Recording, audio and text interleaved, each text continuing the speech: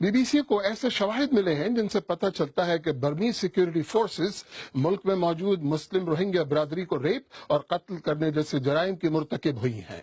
गुज़िश्ता साल अक्टूबर से अब तक 75,000 रोहिंग्या मुसलमान सिक्योरिटी फोर्सेस की कार्रवाई और क्रैकडाउन के बाद बांग्लादेश जा चुके हैं। म्यांमार में BBC के नाम निगाह जोना फिशर ने हमें ये रिपोर्ट भेजी। राजा जुल्फिकार अली पेश कर रहे हैं, लेकिन इस रिपोर्ट के बाद मनाज़िर आपके लिए तकलीफ दे हो सकते हैं। हमें बहुत अरसे से म्यांमार के एक खुफिया इलाके से ऐसी वीडियोस मौसूल हो रही हैं जिनका बाहर की दुनिया को इल्म नहीं। बर्मा की हुकूमत अपने फौजियों की मुल्क में नापसंदीदा मुस्लिम अकलियतों के साथ ज्यादती को राज रखने की कोशिश कर रही है। इसलिए हम खुद सरहद उबूर करके बांग्लादेश पहुंचे। 75,000 मुसलमान रोहिंग्या गुज़श्ता कुछ माह के दौरान यहाँ आए हैं। ये मोहम्मद हैं, कह रहे हैं कि इन्होंने अपना गांव नवंबर में छोड़ा था जब बर्मा की फौज ने इन पर हमला किया, लेकिन उनके वालिद कमजोर होने की वजह से फौज से भाग नहीं सके। बहुत दिन तक मोहम्मद को उनके वालिद की कोई खबर नहीं मिली।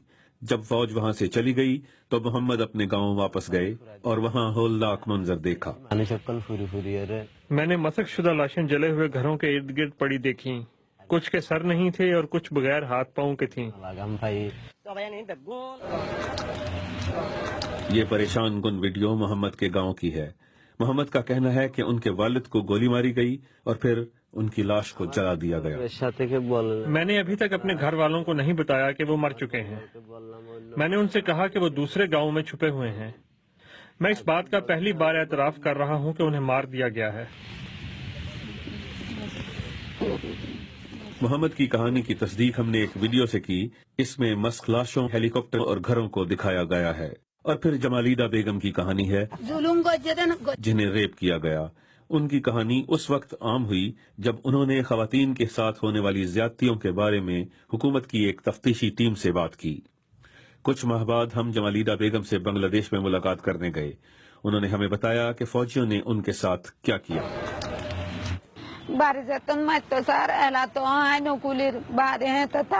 उन्होंने मुझे राइफल, बट, लकड़ी और छुरियों से मारना शुरू किया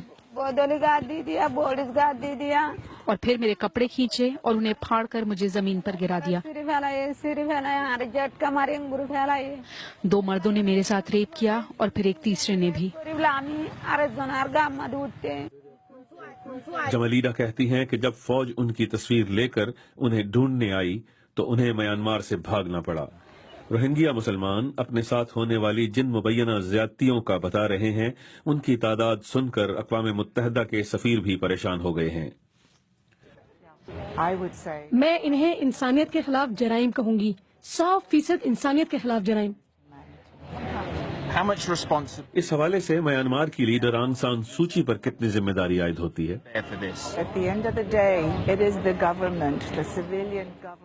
देखें, आखिरी जिम्मेदारी हुकूमत की है, एक सिविलियन हुकूमत जिन्हें इस हौलनाक तशद्दुद और मुजालिम का जवाब देना है जो कि वो अपने लोगों के साथ कर रहे हैं।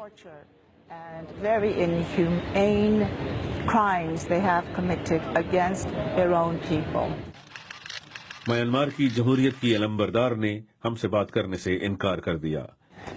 Ms. Suu Kyi, the United Nations has accused this country of committing crimes against humanity. Do you have any response to that? लेकिन हमने आंग सान सूची के एक करीबी साथी से इस बारे में बात की। हम नहीं समझते ये इंसानियत के खिलाफ जराइम है। ये एक अंदरूनी मामला है, ना कि बैरूनी। लोग उनके बारे में कह रहे हैं कि उन्हें रोहिंग्या बरादरी के इंसानी हुकूक की परवाह नहीं है। आप फिर मुझसे रोहिंग्या के बारे में सवाल पूछ रहे हैं। आप मौजू तब्दील करें।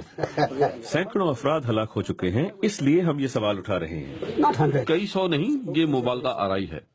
आंग सान सूची को मुल्क की बागडोर संभाले 1 साल हो गया है। उन्होंने इक़्तिदार में आने की जो कीमत चुकाई है वो उन उसूलों और अक़दार पर खामोशी है जो कभी उनके नाम से मौसूम थी।